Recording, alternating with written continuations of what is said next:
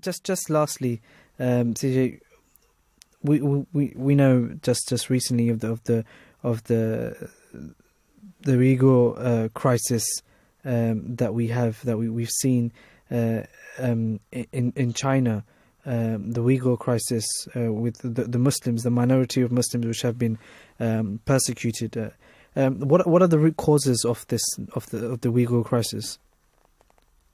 Yeah, well, the Uyghur crisis, the Uyghur Muslim crisis is no different to the crisis of the Kurds, the crisis of the Palestinians, the crisis of the Kashmiris. These are people that want to be able to rule themselves, who have nationalist aspirations, that at one point did actually have a state. There was a state of East Turkestan, that is until China began occupying and colonizing that region in 1949. Uyghur Muslims, or the people of East Turkestan or Xinjiang, they see China as a foreign occupying power, the same way as Palestinians see the Israelis as a foreign occupier, the same way the Kashmiris see India as a foreign occupying power. So this is about resisting an occupation, and one that's becoming increasingly more brutal over time.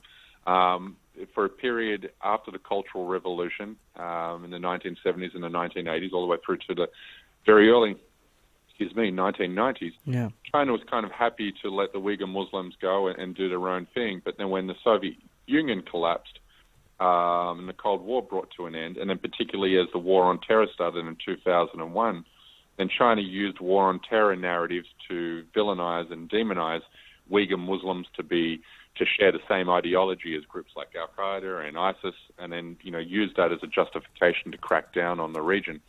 And since, you've had more than 1 million Uyghur Muslims go through re-education camps. You've had mass disappearances. You've had journalists, activists disappear. You've got one of the most draconian security surveillance apparatuses anywhere in the world. Uyghur Muslims have their cars tracked by the Chinese government. They are forced to allow Chinese communist atheist families into their home on dedicated national holidays to make sure that the Uyghur Muslims are observing and celebrating Chinese national days. So this is, in an article I wrote about the crisis there, I mean, it really is the world's largest campaign of ethnic cleansing.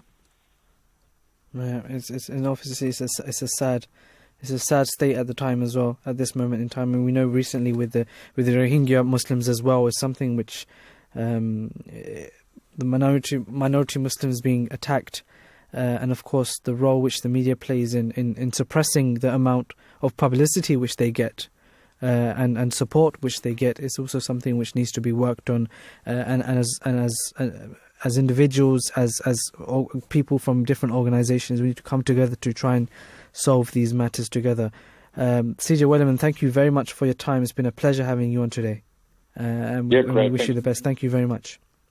Great, thank you very much. Bye bye. We had with CJ Werleman. Moving on to our next guest, we have with us on the line, we have Nijat Turghun. Apologies if I've mispronounced your name. Nijat Turghun is the secretary of Uyghur Educational Association in Sweden and studying international relations and Chinese studies. Nijat Turghun, good afternoon, peace be upon you, and welcome to the Drive Time Show. Good afternoon, sir. Thanks for inviting me to this program. Thank you, and apologies if I haven't pronounced your name correctly. No problem. It's right. Thank you.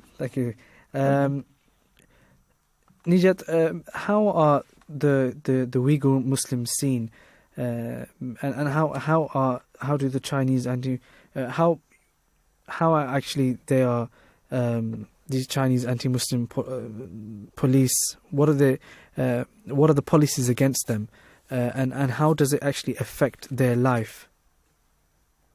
Okay, well, Uyghur has been suffered by extremely harsh policies since the Chinese occupation in East Turkestan. It differs from time to time, but its current tough anti-Muslim policy it introduced since 2016, with the Qing Group came to power which are very horrible. Uyghur Muslims understand it that China has now decided and they're trying to extinct the Uyghur, and how it affects the Uyghur Muslims' life. Imagine if you can't exercise your religion, you can't pray, you can't read the Quran, you can't give your children Islamic name, you can't bear the hijab, and even the possess a Quran it's counted as a crime. There are little room for Uyghur Muslim in East Turkestan. It's only to eat and take a break.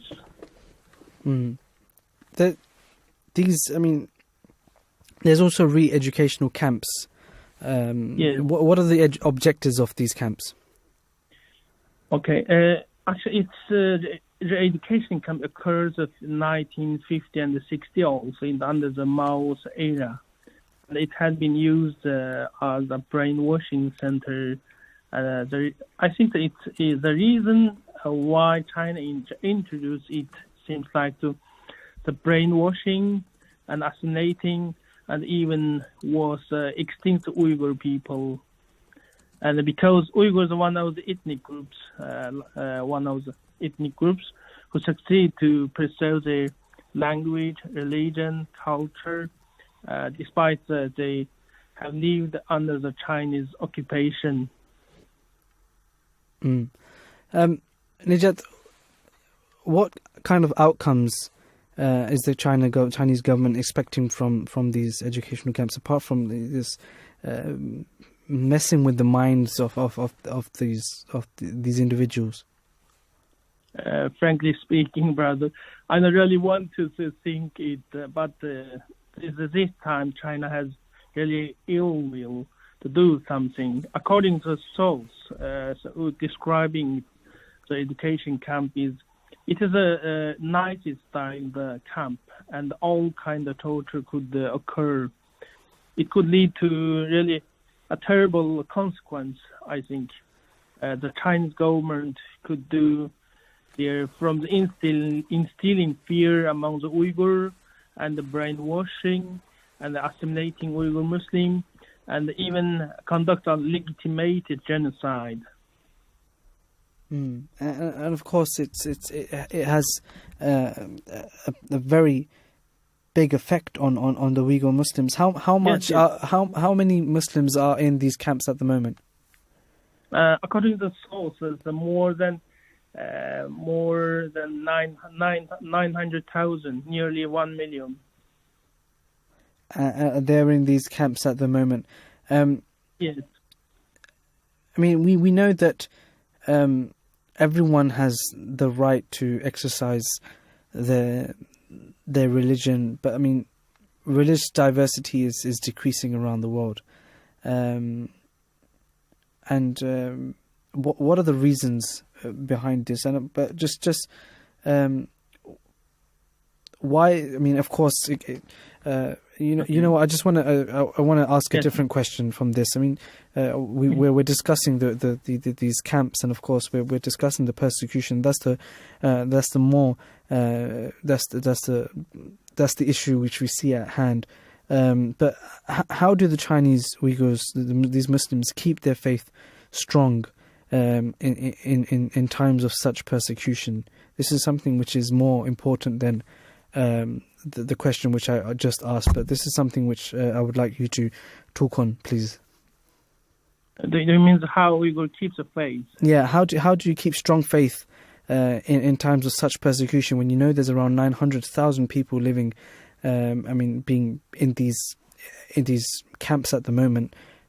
What drives you? What motivates you? What makes you? The Muslims in China at this moment in time. What is pushing them to that? Hopefully, one day they'll be released. They'll be able to live their lives in a normal way as they were before. To be honest, there's a little room to do for Uyghur Muslim in the East Turkestan. So only they can do is believe, that keeps their faith alive. They can't do anything more, because they have a very limited opportunities such as chance. to do something, but keep the faith in the heart. One day it will be released and it will be relief, inshallah. Inshallah. Just lastly, Nijat, do you have any family who's currently in China? Who's currently? I mean, are you constant? I mean, not only family, just friends or relatives who you know who are currently in China. And what's the situation with them right now? I have not been in contact them since 10 months ago. According to my relatives, my father had been detained, and my uncle also, and my other relative also who had been detained in the re-education camp, because of I have lived in Sweden and as working as Uyghur activist. Well, Nijat, I hope and pray that the family members, your father, your uncle, and of course if you have any friends who are currently detained at the moment, they'll be able to be released as soon as possible and get back to their lives. But I mean, the bigger question is, of course, about the Western governments and the United Nations silence on the atrocities committed by the Chinese government. Why isn't the world speaking up more about this? Why do you mean why world they don't want to get in and say to China, stop it, or? Yeah, I mean, it's more like when the Rohingya massacre of Muslims was happening. The Rohingya Muslims were being massacred in Burma. We saw that there was a lot of outcry within some countries, within some media outlets, and pushing the Burmese government to stop these acts of cruelty. What is being done by the Western governments and countries to stop these atrocities which are happening on the Uyghur Muslims? Actually, the Western government works very well and was supporting the Uyghur cause and supporting the Uyghur human rights issue. But the Chinese government, on the grounds of their economy expanding, and they started the Ober project, which connected the 70 countries. It affected somehow some neighbor country, even the country like the East Europe and South Europe, who don't dare to criticize China in the human rights issue. So, but I hopefully the Western government they can continue to support the Uyghur human rights issue. All right. Nijat, Turghun, thank you very much for your time. It's been a pleasure having you on today, and we hope and pray that the situation can be resolved as soon as possible, and that your family members can come home safely. Thank you. Thank you very much. Thank you. Bye bye. You're welcome. 020-8687-7878 is the number to call. It's a topic which, of course, we see that discrimination against the Uyghur Muslims, it is something which is ongoing, and it's something which needs more. They need more support. They need more help, which, of course, they are receiving to some extent. But of course, governments will only do so much on actually, as Nijat was mentioning, that there's more things which need to be tackled before we can actually get to the bottom of this issue. We discussed, of course, the camps, the re-education camps as well, and of course 900,000 900,000 people are being detained at the moment in these camps, and of course these re-education centres, tens of thousands of people, these are being detained, and the reports coming out are that they're overcrowded. The inmates are forced to sing songs praising the Chinese Communist Party and renounce their religious beliefs. As ethnic and religious persecution has multiplied, so have attacks by Uyghurs on security forces and the Han Chinese. However, rather than punish a few Islamic militants or independents seeking nationalists, China has actually victimized and punished the whole Uyghur population. So it's something, again, we see that is happening to minority sects and to minority groups, particularly Muslims, and it's of course something which needs to be tackled, something which needs to be discussed. But so we're going to go to our last guest for today. We have with us on the line Abdugheni Sabit, who's from Amsterdam. He's an activist and advocate for the rights of the Uyghur of the Uyghur people in East Turkestan. Abdugheni, good afternoon. Assalamu alaikum, peace be upon you, and welcome to the Drive Time Show. Wa alaikum assalam. Good afternoon. Thank you very much, giving me this opportunity to voice in Islam and UK. Thank you. Thank you for being here with us. Abdugheni, why are the Chinese government adopting such harsh policies against the Uyghur Muslims? It's very simple. After World War II, the Communist Party, the Chinese government invaded East Turkestan, and after now, the East Turkestan under Chinese rule, and the Uyghurs people, in Chinese eyes, the Uyghurs as like their enemy. So whenever Chinese government got a good opportunity to repress and question Uyghurs, always do so. For example, 80, 90, at that time, the Chinese government prosecuted the Uyghurs under the name of nationalism. And after 11 September, that is very good opportunity for the Chinese government to label Uyghurs so-called war and terror. And as you know, in the recent years, the Arab Spring, that is a very good opportunity for Chinese government to, extend its repressive policy towards Uyghurs in East Turkestan. Right. Do these? We know around, and we spoke with our last guest as well, who said that there's around 900,000 people living detained at the moment in these re-educational camps. Do these camps have any time frame, and how long are people going to have to live in there? Actually, to be honest, the Uyghurs, after the Chinese occupation, have lived under like open camp. But only the media, the public didn't get enough information. But luckily, the recent years, the social media got a lot of information, and the international community just focused on the Uyghurs issue.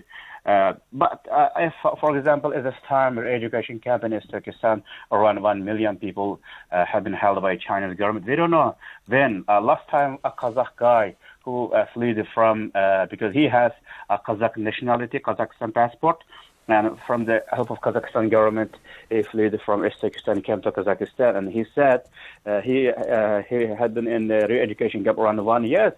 Only a small room of 40, 50, the Uyghurs just one room sharing there, and Chinese government just forces them to dance and sing and pray Chinese Communist Party national anthem, and just discourage people from distance from the Islamic religion, Islamic belief. And we don't know when the camp will be closed, because the world just looked to nothing. They understand. Yeah. Abdugheni, what solutions do you have for these? What are there available for these crises? Do you think the Uyghur people will find peace in the near future? To be honest, the Chinese occupied East Turkestan. With an occupier, always see the people like their enemy. The solution is, it's good to Chinese people just retreat the troops, throw the troops back to China, for example, give the Uyghur people's rights, Yeah. And the Chinese government just stop just terrorizing the Uyghurs. A solution is, a best solution is, the Chinese government just pull back the troops in East Turkestan. That's the solution. That's number one. And number two is, for example, many Muslim countries, like European countries, must be talk the issue of Uyghurs about the Chinese government. Just stop oppressing, prosecuting Uyghurs. Give the Uyghur people rights for their own hands. Right. Abdugheni, Sabit, I hope that these points which you have mentioned, the country will be able to act upon them and follow them, and hopefully in the near future they'll be able to, the Uyghur Muslims will be able to find peace. Abdugheni, Sabit, thank you very much for your time. It's been a pleasure having you on today. Just lastly,